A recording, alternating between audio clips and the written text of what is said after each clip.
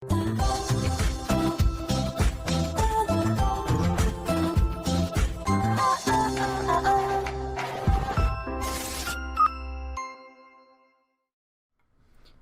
a very real chance that there's a spider crawling on me and I'm very scared. I went to the toilet and I was like, I stood up to put my underwear back on and I look up and there's a spider that's dangling here. And I'm like, I freak out and then it disappeared. And it could be on me. It could have fallen on me and it's crawling on me and I'm really scared. I've looked in the mirror a couple times, looked around, I don't see it, but if I freak out at some point, that is the reason. Anyways, hey, what's up you guys? After Reacts here. Last week's episode was very long. I hope you guys enjoyed. They wrote Mel's pregnancy into the show. And I kind of liked it, to be honest.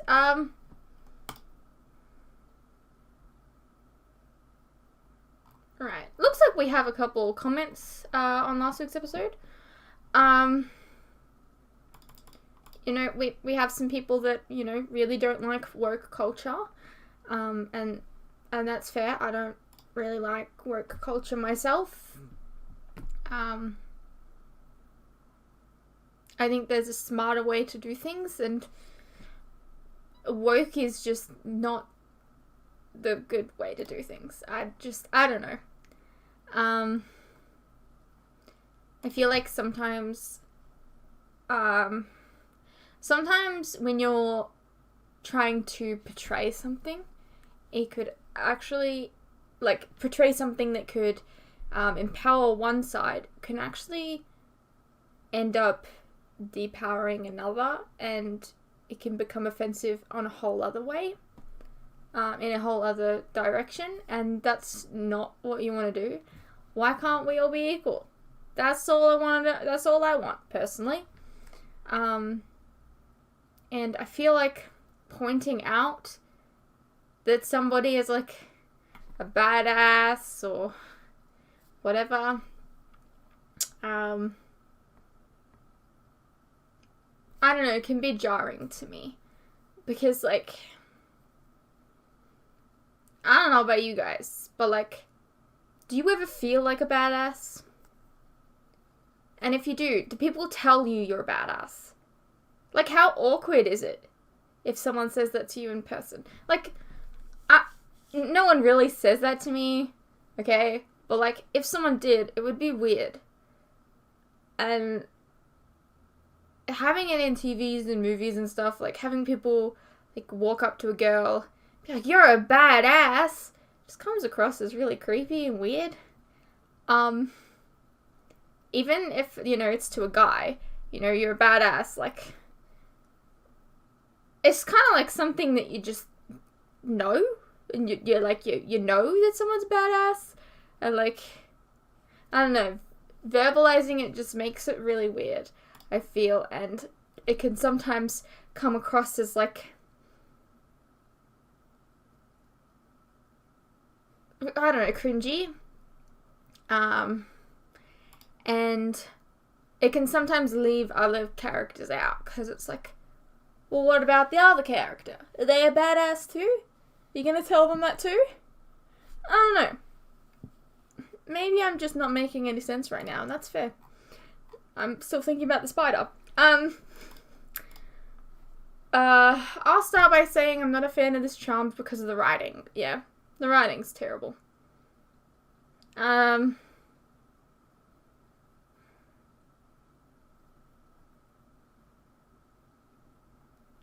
Alright, looks like there was some talk in the comments between people.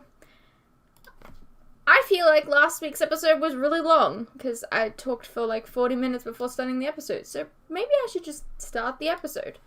Yeah, let's get into it.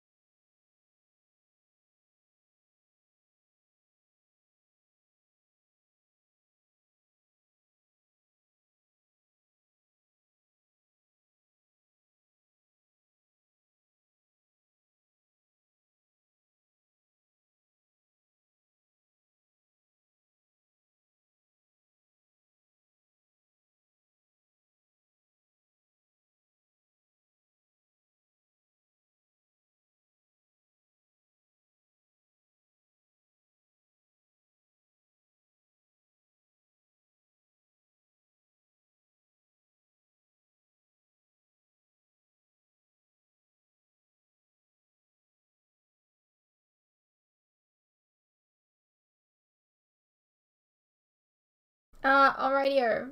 Not really a fan of the weird cicada noise. Whatever the fuck that is. Or as I like to call them, American Pie. I like episodes where characters go into the future and they see, like, their future and stuff. So, I gotta say, this is one of the better episodes.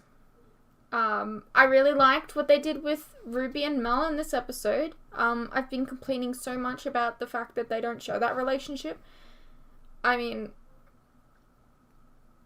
like, here's a TV show where, you know, you've made one of your main characters a lesbian and you're not ever even exploring that. And it's really frustrating to me because, like, because it comes across as pandering. And that's just not fair to, you know, people of the LGBTQ community. Because, you know, here's a character and she's in a relationship and you just never see it. Like, she's in a relationship with a woman and you just never get to see it. Instead, what they focus on all the time is Harry and Macy, and it's frustrating because they're really boring right now. They're really, really boring, and, you know, they could be developing other things, and I'm glad that we got something for that this episode, because I like Ruby. I like Ruby and Mel. I think she's good for her, and I just wish that we got more, that's all. So yeah, it looks like in 3 weeks' time, Macy gets her powers back, probably. Her, like, demon side. Because, like, Abigail said that she was going to give it back to her somehow. Even though she didn't want it, so, alright. The whole point of her getting rid of her demon side as well was so that the Power of Three could reconnect, because she couldn't use the book or something like that. Alright. And I feel like that will probably get ignored in favor of this story. Whatevs. Abigail died. That was fun to see. I don't really know why she just kind of surrendered. Especially since she has her own powers. Why was she using a fucking... I don't know. Look, whatevs. Yeah, this was alright. I hope you guys enjoyed. Let me know what you thought, and I'll see you in the next one.